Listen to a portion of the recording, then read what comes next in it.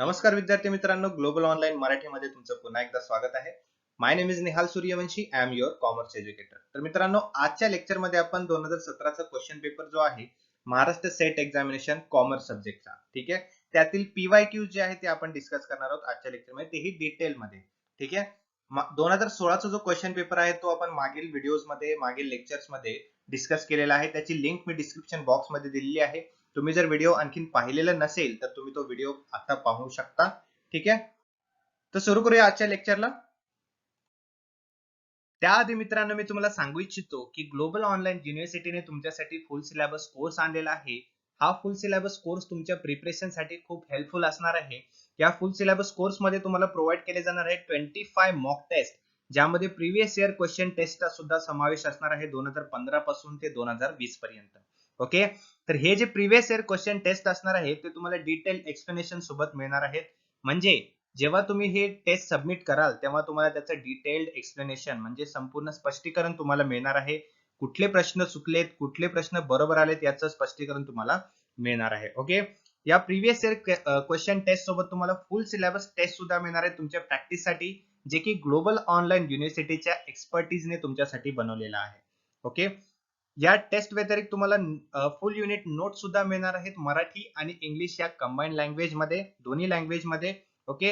हे जे नोट्स आहेत तुम्हाला प्रोव्हाइड केले जाणार आहेत, त्यामधून तुमचा कन्सेप्ट जो आहे तो पूर्णतः कव्हर होणार आहे. ओके. या नोट्स सोबतच तुम्हाला 200+ व्हिडिओ लेक्चर सुद्धा मिळणार आहेत प्रत्येक युनिट वरती, प्रत्येक चॅप्टर वरती. ओके. तेही मराठी आणि इंग्लिश या दोन्ही लँग्वेज मध्ये, म्हणजे जेणेकरून तुम्ही तुमच्या टाइम नुसार, कन्व्हिनियंट टाइम नुसार कधीही हे व्हिडिओज पाहून तुमची स्टडी करू शकता. ओके.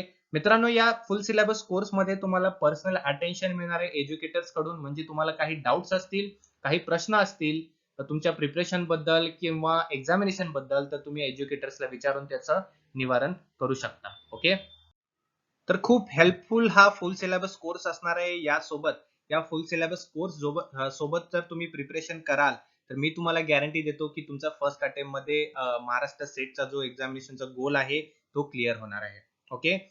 जर तुम्हाला कोर्स जॉईन करायचा असेल तर ग्लोबल ऑनलाईन युनिव्हर्सिटीचा ऍप्लिकेशन डाउनलोड करा, which is available on Play store.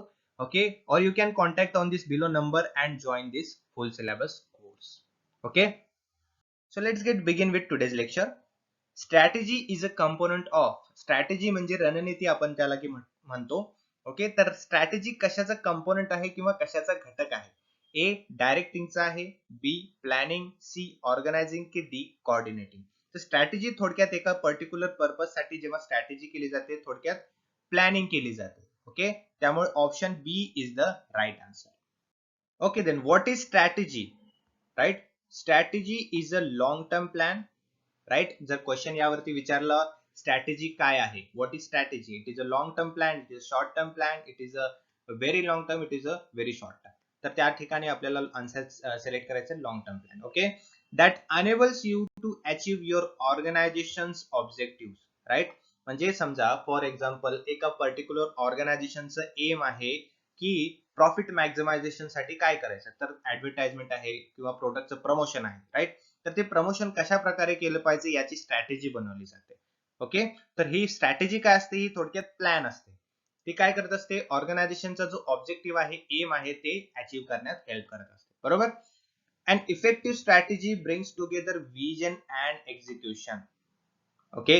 जर स्ट्रॅटेजी इफेक्टिव्ह असेल, प्लॅनिंग इफेक्टिव्ह असेल, तर कंपनीचा जो विजन असतो किंवा इम्प्लिमेंटेशन असतं, राईट, त्यामध्ये हेल्प होत असते. Okay. Strategies are much more specific than the organisation's vision, mission and objective. Okay. तर ऑर्गनायझेशनचं जे विजन, मिशन किंवा ऑब्जेक्टिव्ह असतं ते स्पेसिफिक नसतं. ओके. तर परंतु स्ट्रॅटेजी जे आहे ती स्पेसिफिक असते. फॉर एक्झाम्पल समजा प्रमोशन करण्यासाठी एखादी पर्टिक्युलर स्ट्रॅटेजी वापरली किंवा प्लॅन तयार केला, राईट, तर ती एक स्ट्रॅटेजी जी आहे ती एक स्पेसिफिक आहे. It is not a general thing. Vision, mission, objective, these are general things, and strategy for achieving these plans or achieving the aim of the organization, the strategy is specific. Right. पुढील प्रश्न. Decentralization of authority is a form of.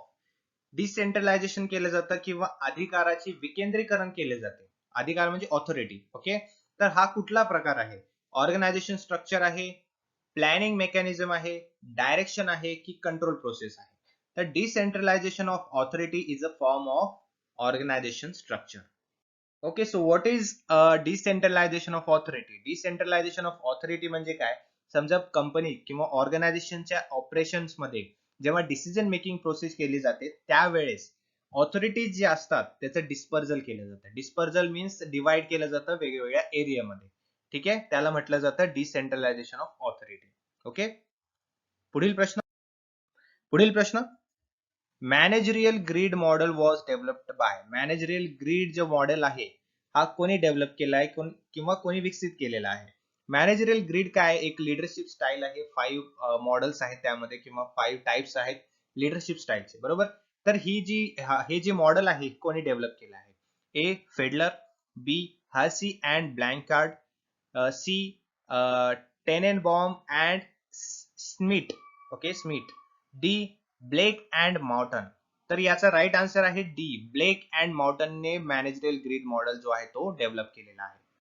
Managerial Grid Model 1964 is a style leadership model developed by Robert R. Blake and Jane Morton. Okay, this model originally identified 5 different leadership styles based on the concern of people and the concern for production. Okay, तर ही जी managerial grid model आहे 1964 मध्ये, ही एक style leadership model आहे जे की Robert R Blake आणि जेन मॉर्टनने develop केलेली आहे. ओके, पुढील प्रश्न. Find the odd one out the steps involved in the communication process are. तर कम्युनिकेशन प्रोसेस नुसार कुठला वर्ड तो ऑड आहे आपल्याला फाइंड आउट करायचा आहे. ठीक आहे, A encoding, B idea generation, C strategy formulation and D decoding. Right, तर according to communication process strategy formulation is the odd one from the communication process. Right, तर communication process मध्ये काय steps असतात या ठिकाणी आपण बघू शकतो की सेंडर फर्स्ट. सेंडर पहिला आपला मेसेज सेंड करत असतो, तो इनकोड होतो. राईट, मग तो मेसेज जेव्हा रिसिव्हर कडे जातो त्याआधी डिकोड होता आणि मग तो मेसेज रिसिव्हरला पोहोचत असतो, बरोबर. त्यानंतर रिसिव्हर काय करत असतं? फीडबॅक देत असतो. या ठिकाणी अशी प्रोसेस असते कम्युनिकेशनची. ओके, त्यामुळे आपला राईट आन्सर होता स्ट्रॅटेजी फॉर्म्युलेशन. पुढील प्रश्न. Which one of the following is not a principle of management? Okay, तर प्रिन्सिपल ऑफ मॅनेजमेंट आपल्याला माहिती आहे 14 प्रिन्सिपल ऑफ मॅनेजमेंट. राईट, त्यानुसार खाली दिलेल्या ऑप्शन्स मध्ये कुठला 14 प्रिन्सिपल ऑफ मॅनेजमेंट मध्ये इन्क्लुडेड नाहीये? Okay, A delegation of authority, B unity of direction, C scalar chain की डी युनिटी ऑफ कमांड. तर according to principle of management delegation of authority it is not included in the principle of management. Okay, तर या ठिकाणी मी 14 principles जे आहेत मॅनेजमेंटचे ते दिलेले आहेत. Division of work, authority and responsibility, discipline, unity command, remuneration, stability of tenure, personal initiative, Esprit D corps. Okay, तर हे 14 प्रिन्सिपल्स आहेत मॅनेजमेंटचे. ओके, तर डेलिगेशन ऑफ ऑथॉरिटी हे प्रिन्सिपल ऑफ मॅनेजमेंट मध्ये इन्क्लुडेड नाहीये. ठीक आहे, वळूया पुढील प्रश्नाकडे.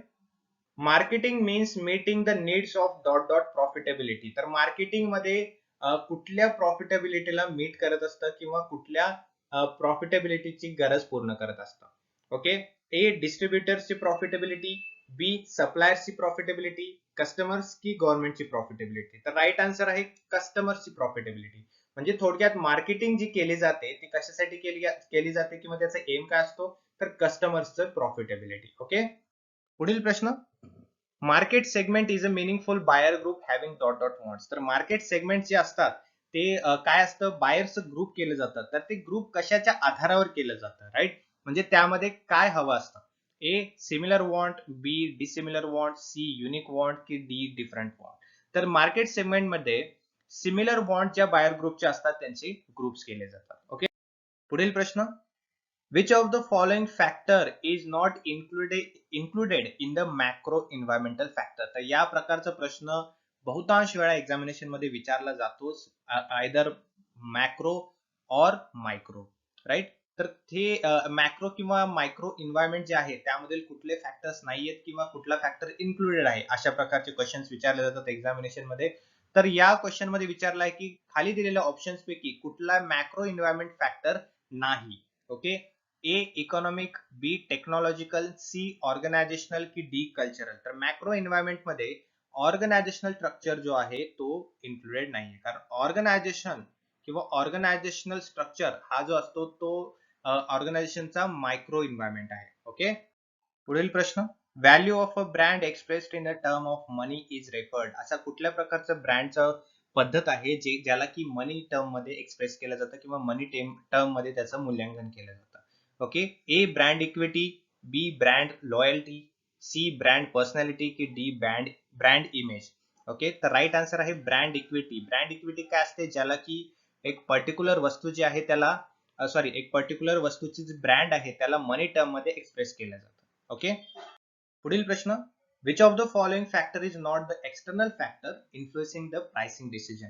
तर आपल्याला माहिती आहे बिझनेस मध्ये इंटरनल आणि एक्सटर्नल असे दोन फॅक्टर्स असतात. तर खाली दिलेल्या ऑप्शन्स मध्ये असं कुठला एक्सटर्नल फॅक्टर आहे जो की प्राइसिंग डिसिजन मध्ये इन्फ्लुएन्स करत नाही. Okay. A competitive prices, B government taxes, C organizational objective की डी कंझ्युमर एक्सपेक्टेशन. तर ऑर्गनायझेशनचा जो ऑब्जेक्टिव्ह आहे त्याच्याने प्राइसिंग डिसिजन मध्ये काही इन्फ्लुएन्स होत नाही, कारण प्रोडक्टची प्राइस जी असते ती कंपनीकडून डिसाइडेड असते आणि जेव्हा ती मार्केटमध्ये येते त्यामध्ये प्राइसिंग डिसिजन मध्ये त्याचा काही इन्फ्लुएन्स होत नसतो.